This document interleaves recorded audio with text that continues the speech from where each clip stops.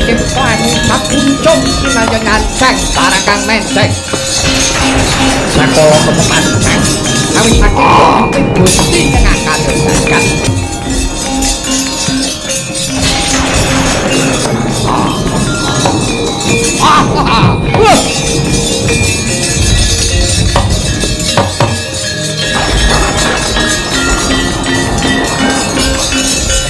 Semar Misteri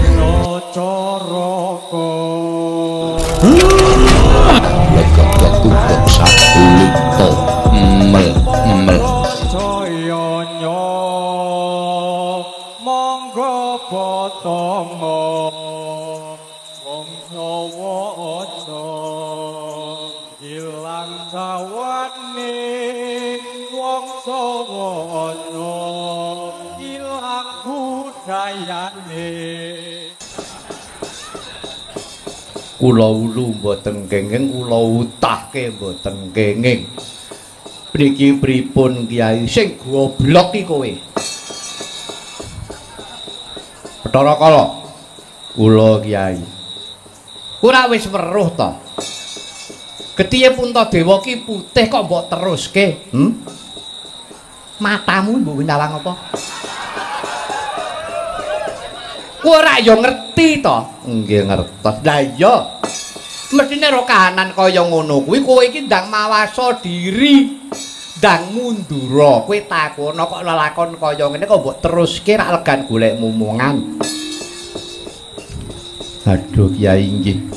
Kula ngrumaosi lepat Kyai. Tujune kowe jek diparingi eling. Kowe jek gelem ngakoni luput. Kowe jek kena denarani dewa petingan.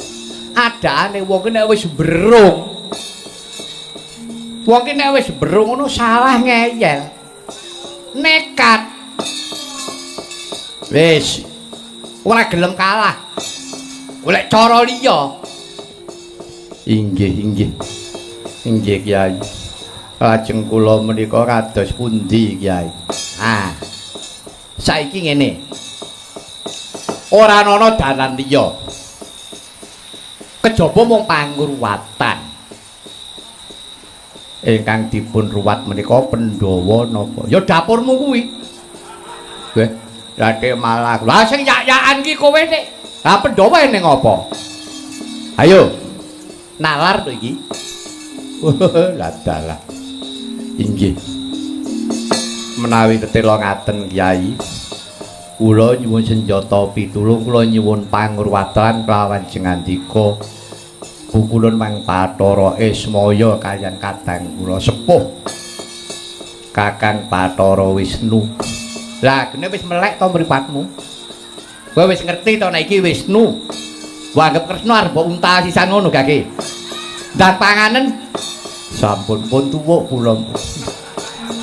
Kala wau sonten pun tanduk wong samangsa. Memper wae ora. Ya, Bathara Kala kula wonten dawuh Kyai. Nek kowe tulus untuk nyuwun pangruwatan. Inggih, saestu kula.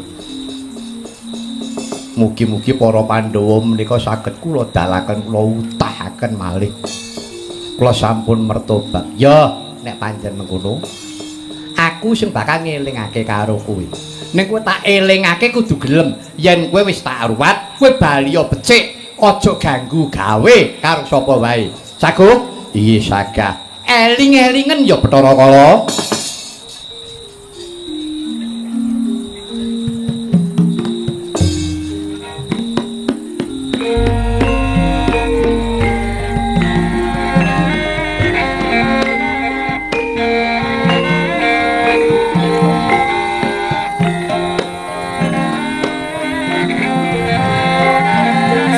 Yang lungeng gadung malengkung lir kawersan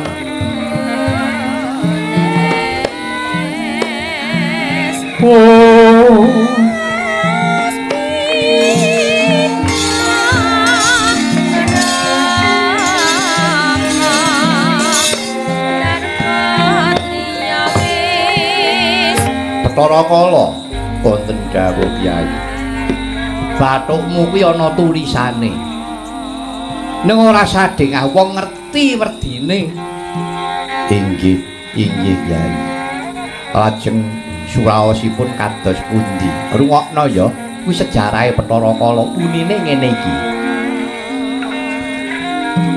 Hong prayoganira Sang Hyang Akasa lan Bathari Pratiwi mijil yoganira Sang Agilang-gilang ing siti binuwang aning samudra kumambang alembak-lembak ana daging dudu daging ana getih dudu getih aranmu Sang Kemale ya kama salah akiris akilomaya kadya manik samustika murut mangarap-arap nekaken Prabawa ketuk lindhu lan prahara lesus go ngaliweran geter pater tanpantara murub ingkang kala ludra gesang aneng triloka nguni weh kang Padma Kala Cakra saking Sang Hyang Jagat Girinata Aum Awignamastu Namasidam.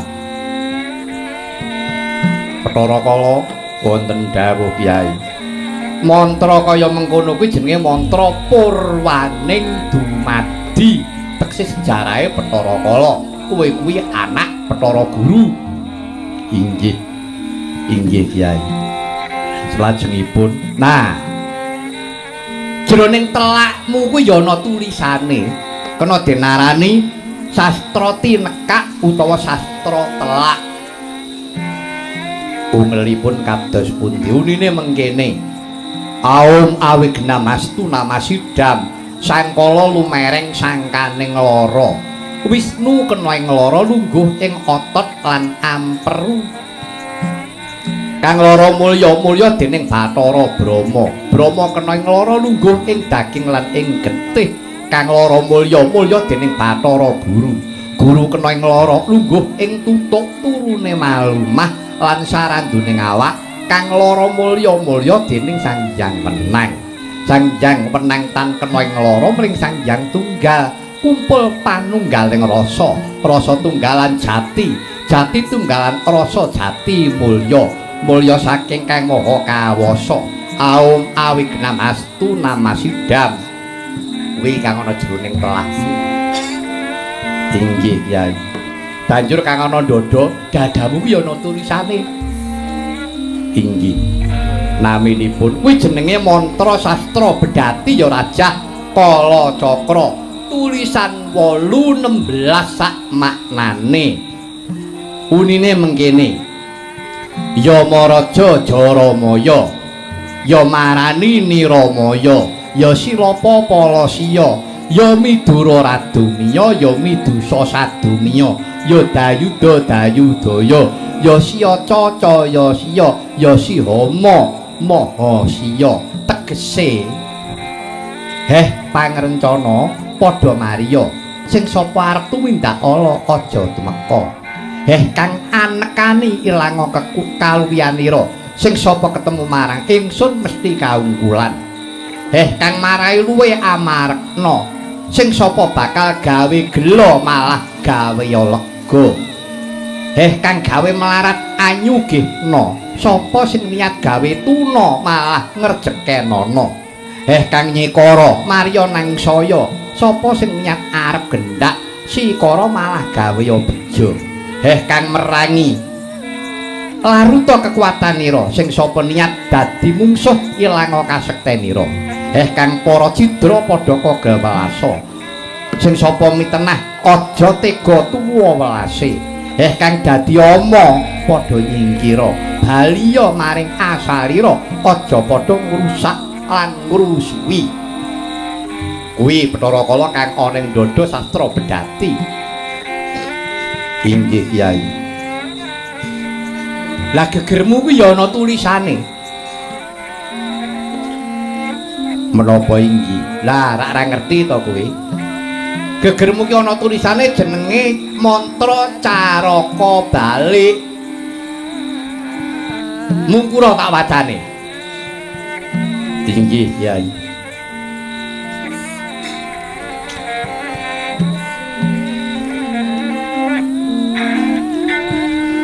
Caraka balik kuwi unine mengkene. Ngata Baga Manyaya Jadapala Sata Dakaracana. Tegesipun dos pundi? Ora keneng ditegesi. Lho, Sebabipun dak walik niku kok.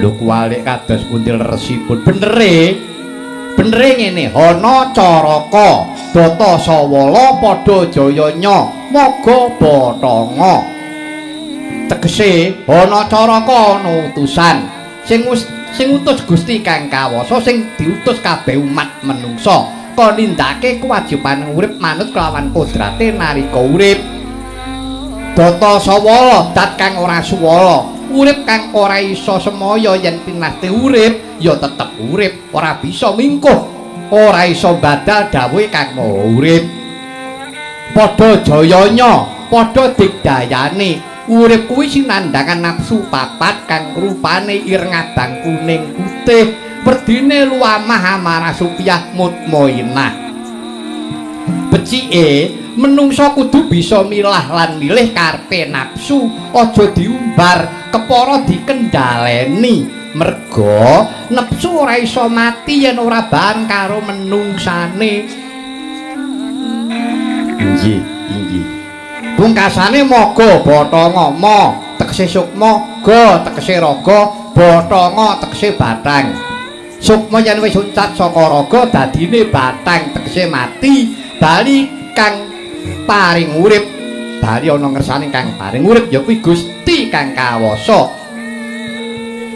mekaten Yai iya Bathara Kala wonten dawuh kowe ngerti to kurak piwulang becik inggih Yai kuwi piwulang becik ning Kocapa piwulang becik to mundaka ana geger dadi mripatmu ora iso nyawang maknane Bathara Kala kuwi ora iso to nyawang piwulang becik wong manggone wae ning geger le nulis tur diwalik ora piye dadi senengamu kuwi mung gawe kapitunaning liyan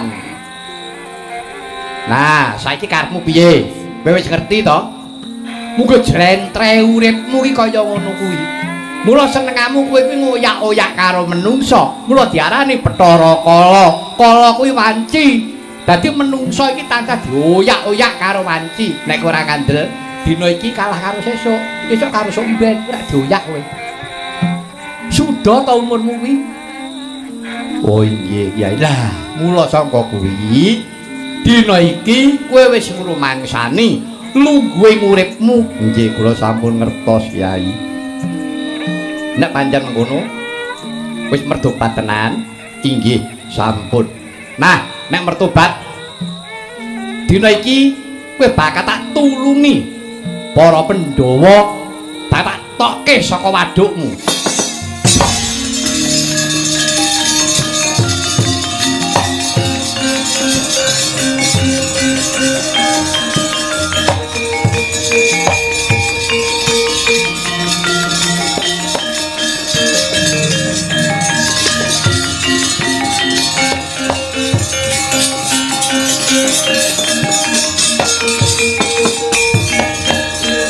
kacarita ki Lurah Badrana ya sigra ngenengaken cipta anu sapuncung kinayangan sang barang menteng sakala kepepancang awit saking Gusti kang kadhesaken parikali damar marang sang Basis Paya ya ki Lurah Semar anggene ora kuat marang sang Bathara Kala supaya eling marang kewajiban lan bener Sami sakala para Pandhawa medal saking upan sang Bathara Kala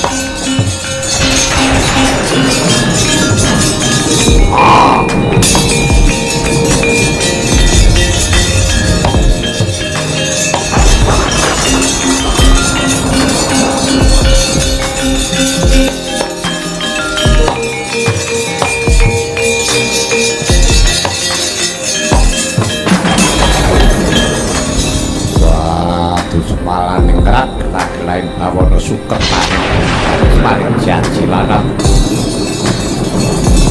sing gawe cilakane Brata Sirun elek iki lakon mati dening aku ampun Ndara Bratasena pun mangke ndal semanten mawon. Wah, aku ora trimo. Dianggep aku kalah karo butuh elek iki. Madyanto kuwi dewa aku ora wegah. Rampungane dina iki. Pun. Jroning ati sampeyan ampun mangtanduri rasa sesengitan. Jroning ati sampeyan ampun mangtanduri rasa gething keburu sengit ndak marai mboten tentrem urip sampeyan. Sebab menungso mboten tentrem jroning atine pun ketanduran rasa saksre kali sinten kemawon niku dicali. Mangkono. Nggih. Ngeten. Bathara Kala. Wonten dawuh Kyai. Kowe wis ngerti to? Ora sembarang jenenge wong Sukerta. Kowe tak kandhani Pandhawa 5 ki Sukerta ki nek Pak Mbok duwe anak 5 lanang kabeh. Kuwi kena denarani Sukerta. Ngono bae kuwi isih ana wiradate. Kodrat karo wiradat. Ning ra nggih menang kodratipun bener. Kodrat karo wiradatke menang kodrate. Ning menungso tak rak diwenangake budidaya ikhtiar. Ana pancen mung jagake kodrat keneng apa wong lara kok dadake golek-goleke tamba. Ah mbok wis jagake kodrat wong ora urung mati. Ning ora kena ngono. Menungso kuwi diwenehi akal pikiran sing genep. Pambudidayane kudu urip. Ngaten nggih Kyai. Yo, nadyan to pambudidayane menungso kuwi kalah karo garise kang kawasa. Ah saiki kowe wis ngerti to? Yen to Pandhawa ki ora luput. Inggih Kyai. Ah saiki kowe arep ngopo dina iki? Kula nyuwun pangapunten sedaya kalpatan kula. Ya. Iki Pandhawa iki bubar mbangun negara. Bubar antuk kanugrahaning Gusti Lembabati alas entuk negara Ngendra Prasta. Iki winangun wis rampung aja mbok ributi. Mekaten nggih Kyai. Iya. Kaping pindhone iki rumah sakit Sumber Waras. Kang dina iki ngenengake Murwakala utawa ngruwat. Ujupe kuwi ngaturake panuwun marang Gusti sing gawe urip. Iki pambangune gedung wis bisa rampung. Muga-muga Sumber Waras iki piguna tumrape bangsa lan negara. Ngelingono iki rumah sakit papane wong lara aja diributi. Aja diributi. Siji rumah sakit, loro lemah kuburan ki aja nggo rebutan. Ndak marai ora berkah. Wis to ora berkah. Wis to. Sebab apa?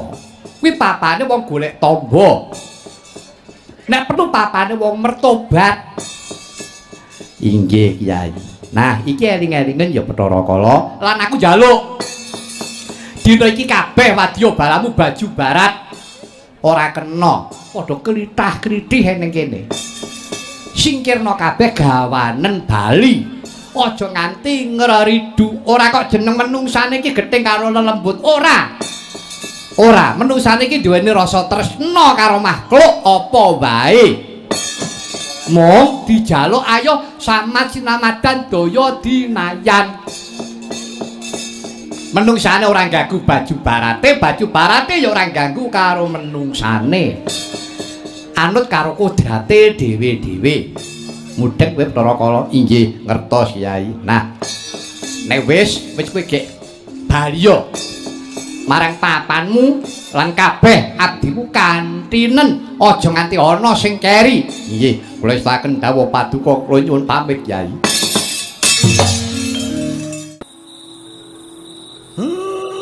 blegegek kugek sadulita mel.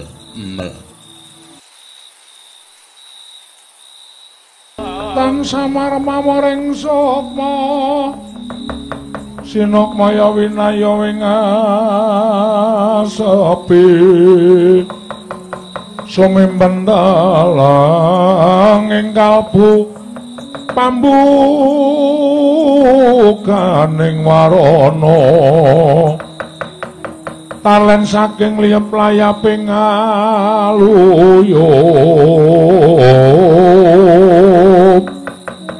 pindha pesating sumpena musuping rasa jati